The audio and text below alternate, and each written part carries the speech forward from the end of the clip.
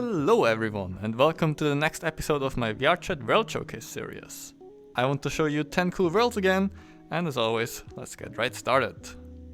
The first world is called Serenity Cove by Zappaku, and it's a really pretty looking world. It actually stays in my favorite list at all times. It has been my go-to world for a long time, and it is a very pretty beach.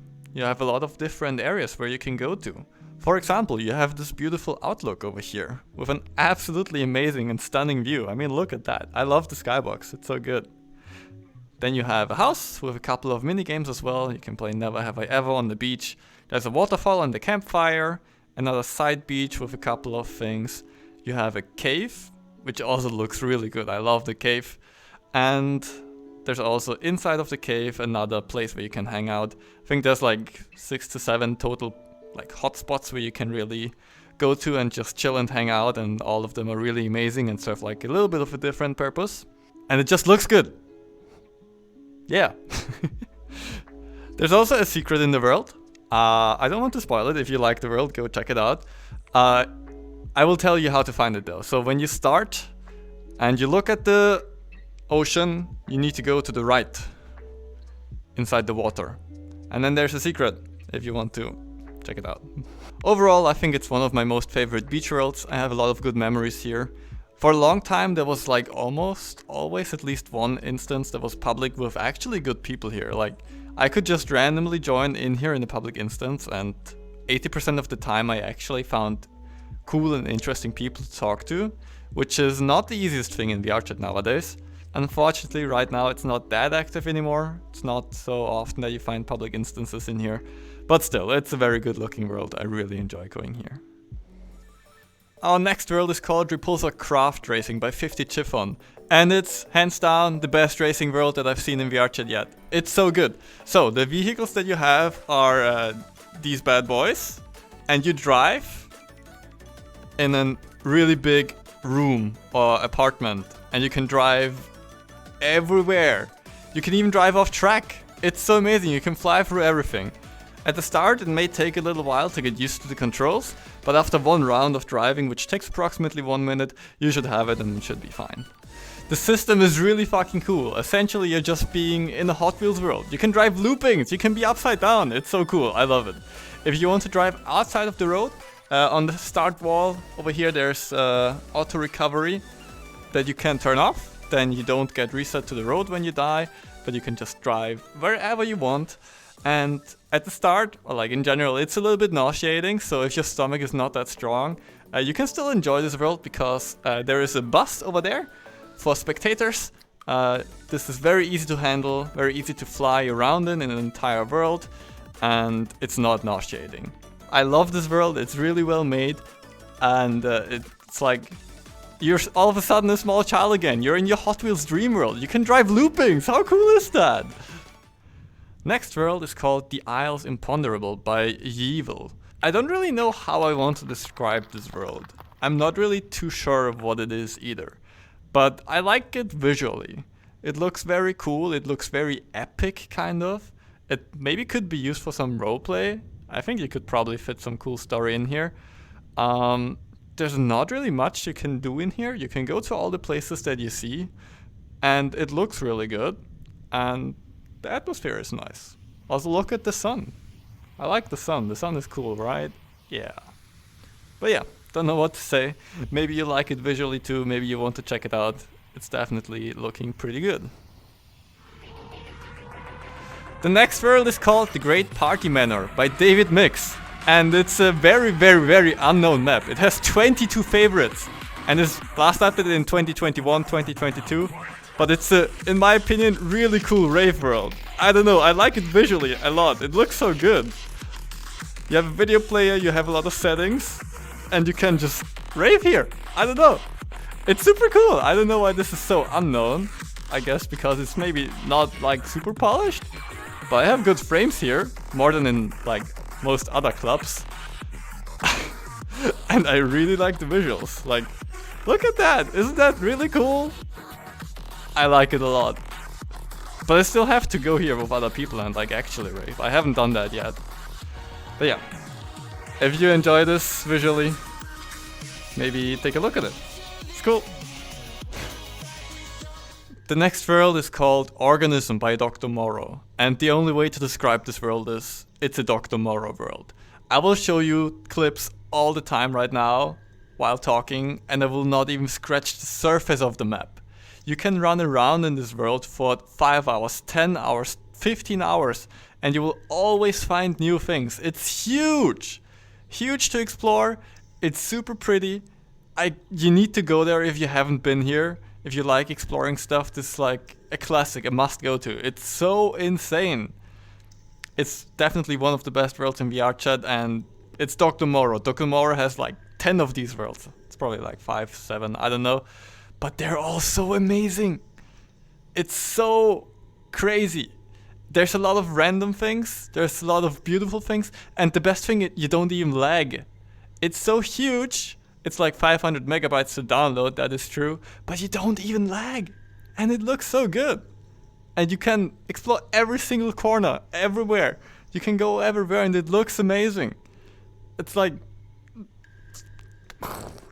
There's 4 sections in this world. Whenever you get to a new section, you get a code. And when you start the world, there's 4 doors. You can go to them and then enter the code to finish the map in multiple times, because even if you run straight from the start to the end, you probably need like half an hour to get there. And if you look around, yeah, maybe 5, maybe 10 hours. Yeah, that's more like it. It's absolutely amazing, really. Just go and check it out. Stairs and chairs. Next we have another Minesweeper world. I like Minesweeper. It's called Minesweeper by Pinselohrkater. It's a German name, very funny.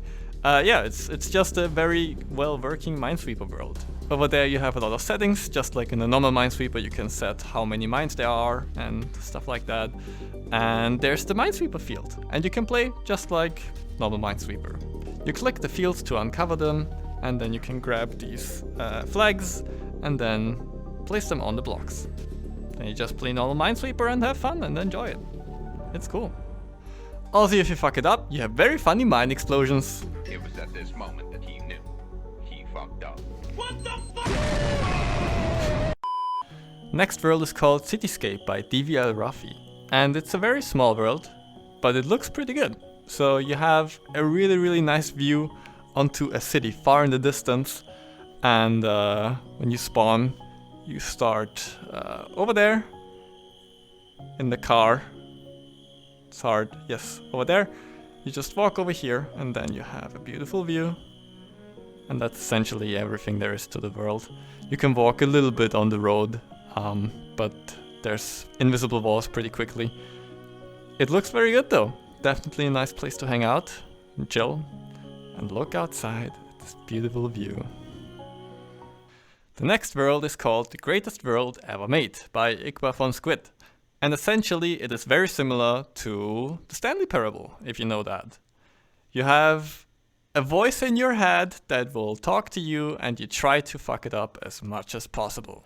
So let me just walk over here really quick. Wait a second, hold on. Don't move from that spot that you're currently standing in. Just hold still a second, alright? Let me explain. But lucky for you, there's only 2 options. You could go left, you could go right, and it's really about it. So I'd recommend you take one of those directions and just see where you end up, okay? Stop right there. Okay, what is your deal? I gave you 2 options, and apparently that wasn't good enough for you? You have to go and make your own 3rd option? You think you're some kind of trailblazer? You think you can just do that? No. And yeah, then you end up here, and then you can see there's a lot of different endings that you can get to, and we got the 3rd ending. Yay! And if you want to experience all the other endings, you can go and play again. Yeah, it's a cool world. It's very well made if you like the Stanley Parable, or if you just like to mess around with people. This is a good world for you to check out. The next world is called, yes, I cannot pronounce that, it's all in Japanese, by Moffco. But to explain it really quickly, it's a really cool submarine game. This is the important part. For a second I will just show you the rest of the world. It's just a small hangout area. And the important part is the submarines. You go over here, you grab one of these controllers. And these mean that you can control a submarine. Essentially right now I am controlling this submarine with this controller. I can rotate it with my left stick, and with the right stick I can go forward and backwards. I can also fire off a rocket and control the rocket that is flying. And I can fire off a radar. And on the screen here you can see everything that is visible from ship perspective. Look, there's me. As long as you have one controller grabbed, you will not be able to see all the other ships in the room by just looking around. You will have to see them through the radar, because you send out all of these dots, and if there is another ship, you can see that the dots will stop and turn red, and you can also see it on the screen. So either you look into the real room and look at your own ship, how it's flying around and where it is, or you can look at the screen and see whatever the screen does, what the ship does. And you try to find your ships of your friends and try to shoot them with a missile. And you also get stars if you get somebody. It's actually, it's a really well made system, but it's kind of hard to showcase, I don't know. But if you like if you like stuff like this, it's really cool. You can even purchase this prefab on Booth if you really like this and implement it into your own world. It's a very cool submarine fighting game. And the last world for today is called Kano's Home by Kano. It is one of those typical hangout worlds that look really good. It's a little bit high intensive on your graphic card, but it also looks really good. There's a lot of different areas, a lot of nice shaders, and generally a great atmosphere. If you want to hang out with friends and just have a comfy evening, maybe this is something for you. Alright, that's already it. I hope you enjoyed it. Did you have a favorite world of this episode? Is there something you didn't know yet that you definitely want to check out? Something that you already knew but is like one of your favorites? I bet Organism is something a lot of you already knew, and it's absolutely amazing. Let me know in the comments. I'd appreciate that. Also in general, if you have any feedback, I'd appreciate a like or a comment. If you have any wishes, any world suggestions, write anything in the comments that you want. I appreciate comments really a lot. And yes, same question as the last episode. I'm recording this before releasing the other one. I try to grab the camera sometimes, maybe do a little bit more of a vlog style, have it less structured and planned and distance, but more like natural, or like I'm just showing you the world, right? I'm not anything special. Do you like that kind of style? Do you not like it? How are your feelings about it? I think it's pretty cool. In some worlds it fits well, in some others it doesn't really. But that's already it.